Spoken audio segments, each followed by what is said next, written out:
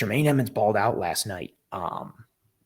Actually, I'll just jump into it right now. I'm going to get back to my thought, but he is one of my stock up players along with Matt Milano. Edmunds, we saw right from that run blitz early in the game where he knifes right through. It's play action. He reads that it's going to be pass, keeps going past. Ooh, Donut Bob coming through and saying, Jason, 1,000%. Yes.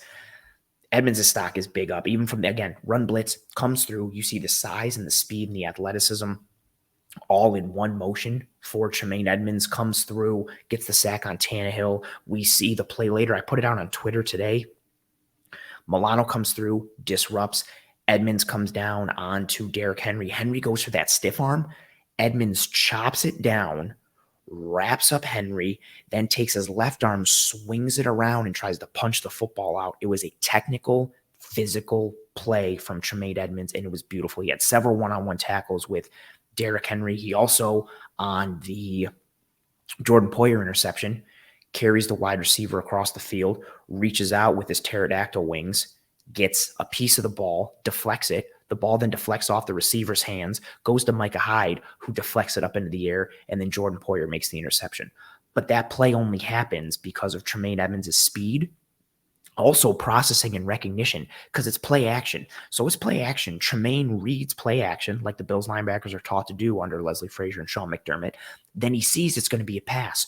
So he stops, turns his back to Ryan Tannehill, and locates the receiver coming across the field on the over. Then he has to take the proper angle and cut that receiver off and not let them get across the field completely clean. Cuts the receiver off, gets a hand on him so he has a feel for him, turns back to Ryan Tannehill, sees the ball get thrown. Granted, Tannehill could have led the receiver potentially a little more, although the corner on that other side was sitting, so the window was still going to be tight. Not that easy of a throw. Tannehill puts that ball on target. Pterodactyl arms come through for Tremaine Edmunds, gets a piece. We see multiple deflections and an interception. You saw on that play the athleticism, the size, the range, but also the processing.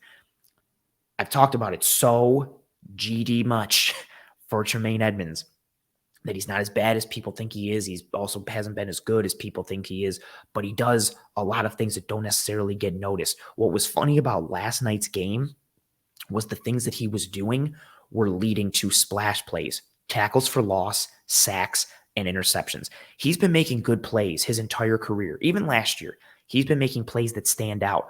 But like I've said, they're not ones that stand out on the box score. They're not ones that are splash plays. Nobody is watching a highlight of Tremaine Edmunds executing good coverage and making the quarterback look away from that receiver and go throw the ball somewhere else. That's not a highlight. Highlights are interceptions, tackles for loss, big hits, forced fumbles, sacks, things that go more towards the toxic differential side of things. Edmunds hasn't been doing that in the last couple of years, especially last year, although he did have that one interception against Washington or Houston. I don't remember, but it was nice. He balled out last night. So yes, excellent comment, Jason. He made game-changing plays last night in a multitude of ways, and the Bills are going to need him to continue to play like that with the potential injuries that this defense is going to have going into Miami. And appreciate you, RJ. RJ says, you said nobody's watching Edmunds do the non-splash plays, you liar. Cover One is watching Edmunds do that for a year. That's correct. But the problem is when you make observations that not everyone else observes, they label you a homer or a liar. So it's kind of a double-edged sword. This is funny from Jason. Jason says, someone cut this up so it looks like Anna's getting emotional and crying about Edmunds. It would be so sweet. That would be very funny. If someone does that, please DM it to me on Twitter at @pro__Ant. That would be very funny. But yes, Edmunds stock way up.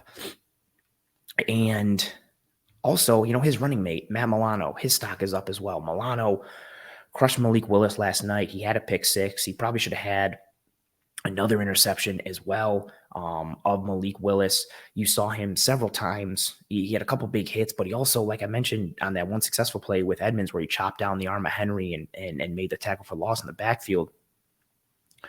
Matt Milano is a disruptor for this Bills defense. He always has been. Milano is usually the disruptor. Edmunds is the cleaner. He's the guy who cleans everything up, puts a nice little bow on everything after Milano blitzes or jumps inside or darts inside or blows somebody up. they work so well together as a tandem and as a team. And you saw a lot of that from Milano last night. Very coverage sound, making splash plays. Also, how effective he was coming forward against the run. We saw the Bills commit to that against Tennessee. This run game is what makes Tennessee go. I don't think that's revelatory. I don't think that's anything new. I don't think anybody should be hearing that and being like, oh my God, what tremendous insight.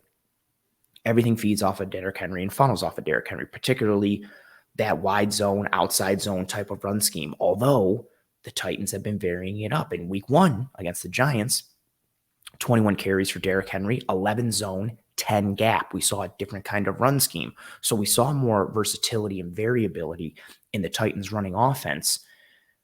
Bills didn't care. Bills focused. They loaded up the box. We saw several times where they would go with 5 down, sometimes 6 down on the front on the defensive line.